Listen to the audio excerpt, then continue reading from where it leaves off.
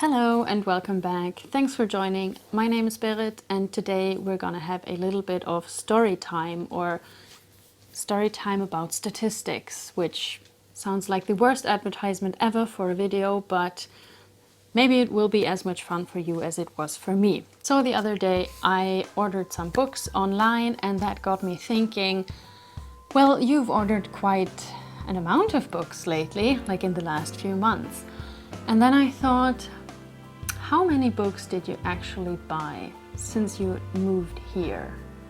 Because over the last year I got into reading again, and especially in the last 6 months or so, I bought quite some books and I wanted to confront myself with the hard facts. But to make it more fun, I'm gonna compare that to the amount of books that I have sold while I was still living in Frankfurt. Because when I was living in Frankfurt, I read just about not at all after I finished my studies, and I had gotten really into the minimalism, Marie Kondo kind of thought, but not in the most serious way, but kind of like in a shallow way. I had started to get rid of stuff, of clothes and other things. And since I didn't read anymore, I was like, well, why stop with the books? And so I also sold quite some books. And so what I've done for this video is that I have gathered information about the books that I've sold and the books that I've bought, just to kind of shine a light on my own book behavior. So first I'm going to talk a bit about books that I've sold and my feelings of that. And between July of 2017 and April of 2019, that was pretty much the phase where I sold a massive amount of books, I'd say, or I feel that it's a massive amount. I sold 179 books. Some of those books were like textbooks from language courses from university, like my Latin books and my Icelandic book, because I had once tried to learn Icelandic and failed greatly at that. Then I sold a few, like 3 or 4 books from my childhood, and then very few that either my boyfriend or my parents gave me just to sell with the box. Other than that, it was mostly books that were either literature for university or leisure books. And with books for university, I mean novels, theater pieces, whatever. I studied comparative literature, so novels were most of what we read. So 179 books. As I was counting more and more books, I realized that I kind of felt shame for that amount of books sold. So I asked myself, why do you actually feel shame about that? Because there is nothing shameful about selling books that you don't want to have anymore, because this way other people might have joy out of the books that are just gathering dust at your place. And I think the shame that I felt was connected to the fact, A, that I had so many books that I could sell without a problem. B, that I didn't really see a big difference in my bookshelf. Like towards the end I did see a difference, but for a long period of time I was like, well, I've sold so many books, why does my bookshelf look the same? And then C, I think I also kind of felt shame because as I went through the list now, I realized I think towards the end, the whole I'm selling book things had gotten almost kind of addictive, because it was the last 2 book boxes that I've sold. I remember feeling more like challenging myself and thinking, well, which books can you get rid of? How far can you go with that? How much can you sell? And I'm not saying that this will be the same for everyone. It was just something that I realized, which I don't know. I remember, since I also got rid of a lot of other stuff, at one point during Christmas, as I was like throwing out many old magazines and stuff from my childhood bedroom, my brother came to me and he said, well, throwing stuff away has really become a hobby for you, hasn't it? And it kind of had. And I'm not even saying this is a bad thing. I just want to make the point that I think towards the end of my selling period, I kind of didn't sell books because those were books that I didn't want to have anymore, but mostly because I just wanted to know how much more I can sell. And I went through the list and I realized there are some regrets in that list, but they're actually not so many. It's about 10 books where I think, well, I should maybe not have sold that. And I also realized in all of those books that I've sold, there were some that I didn't even remember that I have ever owned. Like books where I was like, what? I'm reading that title for the first time in my life. Then there were other books that I was sure that I still owned. And those are pretty much also some of the regrets, because some of those books were books where I've recently started thinking, well, I would like to reread that the next time I'm home. And then I went through the list and I was like, oh well, I can't really reread that now because I've apparently sold that. And then the majority of books were books where I was like, well, that's okay. And some were very, very clearly like books where I thought, be honest to yourself, you will never ever read that again because it was shit. Anyway, so 179 books, most of those were novels, very few were textbooks. I think it was like 8 textbooks maybe. Now on to the other side, the books that I have bought, or let's say acquired, because I got some books I got gifted, some books I actually found. And here we're talking about the period since I moved to Norway, which was in July 2019, so we're talking roughly 1.5 years. In those 1.5 years, I acquired 95 books, where I thought, well, what the fuck? And also, of those 95 books, I have bought, I think, 55 over the last 6 months. So, and of those 95 books, 5 were gifted to me, 4 I found, 17 I bought used, and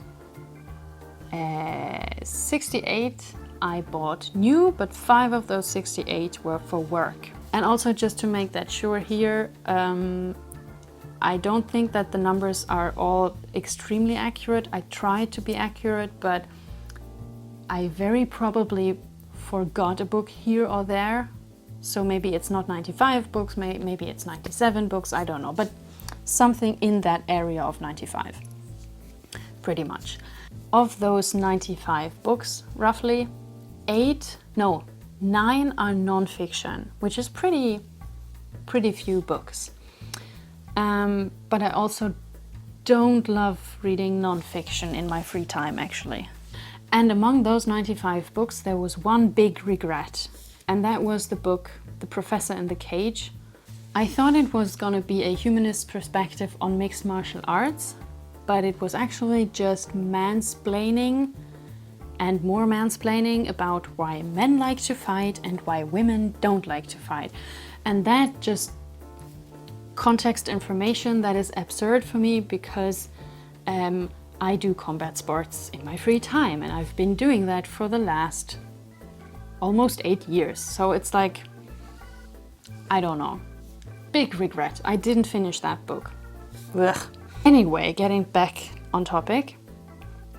I have counted that I've read about 25 of the books that I've bought, which is circa 38%, which I guess is an okay average. But I also have to say that some of those 25 books, and by some I mean like 7, or maybe even 10, some were mangas, which is just not to say that this is not a real book, which is just to say I read that faster than a 400-page novel. And this will probably not be a surprise, but I also felt shame when I made that list of books that I've bought. Mostly because I've bought more than half of the books in the last 6 months. But then also, you know, more than 20 of those were actually mangas. So I know that they were more than 20 books, but at the same time in my head I'm trying to tell myself, well, it's more than 20, but it's also one, because it was one very long series. This is just me trying to excuse myself for that amount. I actually think the feeling of shame started when I got the mangas delivered like 2 weeks ago, because I thought, well, I've ordered all of those mangas as one, or most of those as one. So I was expecting to get one big package that I could then collect at the post office. But no, they all arrived in individual carton envelopes. And when I realized that, I went to the mailbox just to check if I got a notification or if there was anything. And the mailbox like exploded into my face with all the envelopes, which was crazy. I was seeing them. It was 9 envelopes of, I think 13 were supposed to arrive in that one package, or what I thought would be one package. And then 9 of those were crammed into the mailbox. And as I took out 9 envelopes and just went with them to the door, almost not able to carry them because 9 individual envelope, and I think I had also done some grocery shopping. That was when the shame feeling started, because it was just ridiculous. And I also think that this feeling of shame is there because it kind of feels or felt like a relapse. I managed to sell so many books and now I'm just acquiring them all back again. Although I bought other books than what I've sold. But yeah, it kind of felt like a relapse. But then I thought, well, maybe I've learned something. Maybe my buying behavior has changed. And as I went through both lists, I think I can say that I generally put a bit more thought into the books that I buy. Not 100% though. So I also saw that the most spontaneously bought books are all in the section of the used books, which is, I think, because for one thing, those books are pretty cheap. They cost like 10 kroner, which is €1. So it's like virtually nothing. And also the selection of books in the used bookstore is of course limited, mostly because it's not actually a used bookstore I'm talking about. We have like a bigger second-hand store and they have a book section. And in that book section they also have a small section with English books. But of course it's a limited section. It's not a store that specializes on used books. So those were the books that I bought spontaneously, while with the other books I guess I've hopefully put a bit more thought into them. And I'm just gonna give you some examples for that, because that might be fun. And one of the first books that I've bought after I moved here and started my PhD project was Maus by Art Spiegelman. And this is a comic book classic about the Shoah, about the Holocaust. And I bought this because it is one of the big comic book classics, as I said, and it's one of the classics which I guess you should really know if you're working with comics, and I'm writing my dissertation partly about comics. So that was why I bought this, and also I'm very interested in literature about the Second World War, especially about concentration camps, which was also why I thought this will be interesting for me, and it absolutely was. It was not an easy read, but a must-read if you like comics, but also if you like comics, you probably have actually read that. So I'm probably just late to the game. And then there were some books like Hoshin Engi, which I mentioned, which is the 23 volume manga that I bought. Not all at once, but most of them at once, as like a gift to myself for having passed the exam after 50% of my PhD period. And this is a manga series that I read as a teenager. I borrowed it from a friend, and I have been wanting to reread this really bad, and there is no way you can find it in a library here.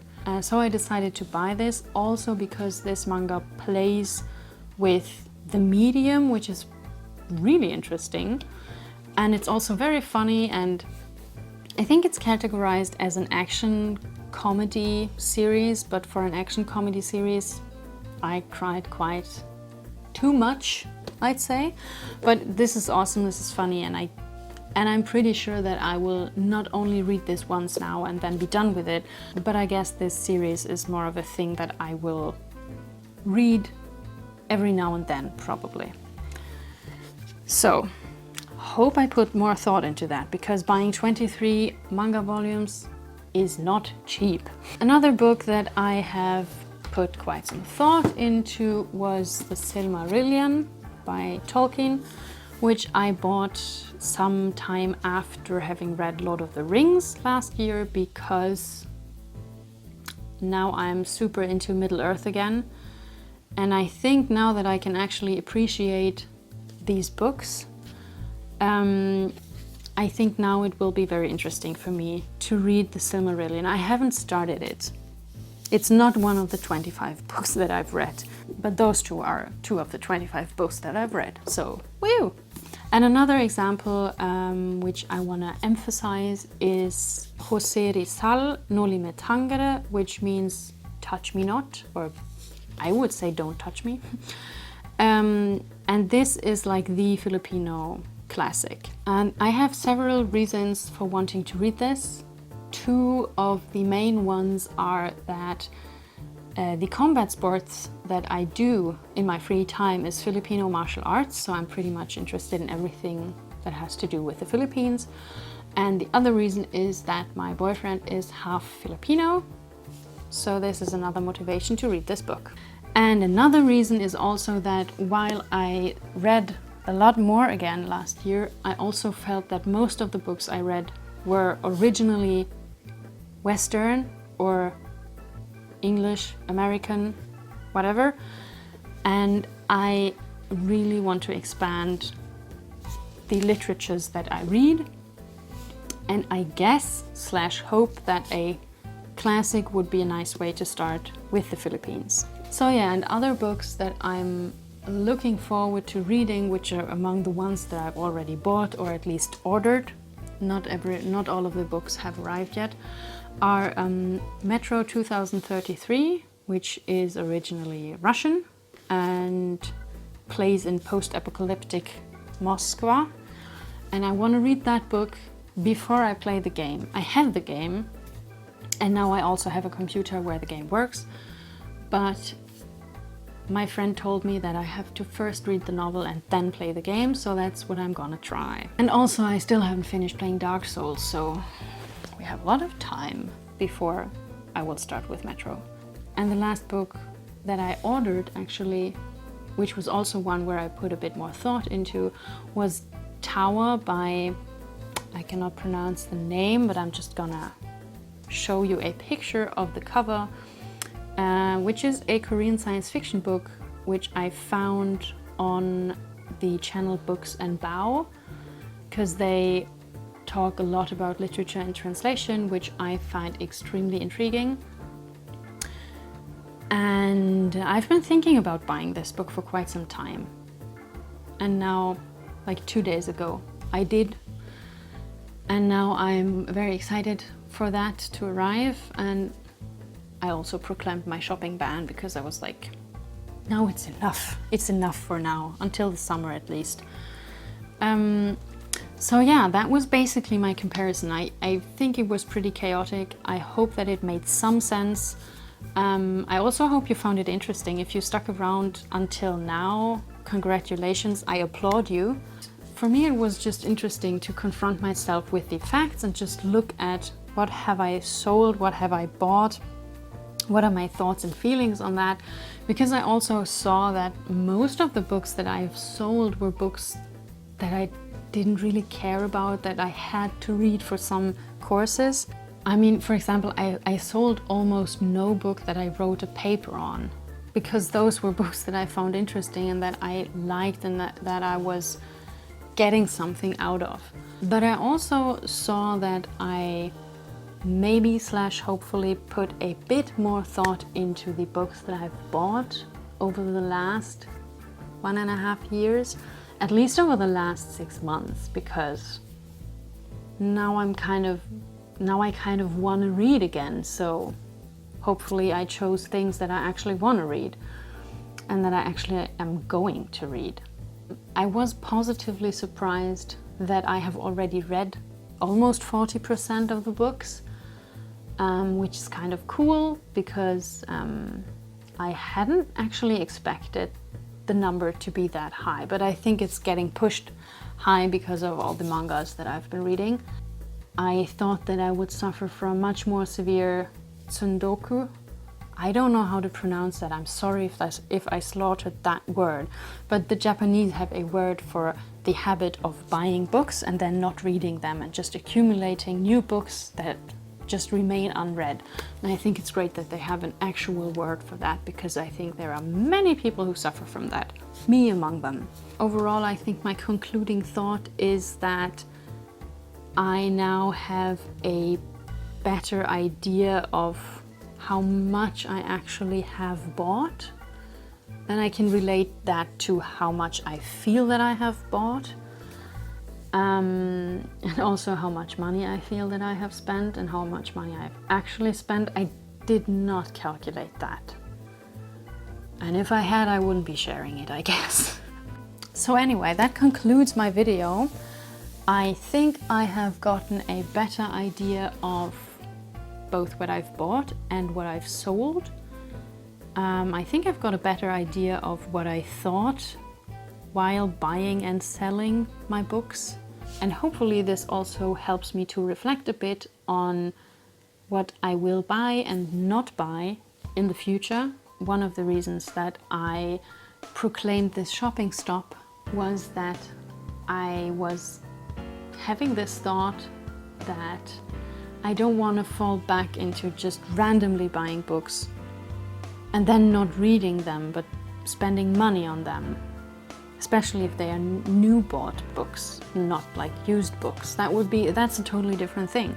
And also my shopping and consumer behavior is not the same as anyone else's. So I'm not here to judge anyone but myself. So if your consumer behavior is other than mine, that's totally fine. I would like to hear your thoughts on buying and selling books, and especially if you have bought books that you regret having bought, or if you have sold books or donated or given away books that you have regrets about donating or giving away.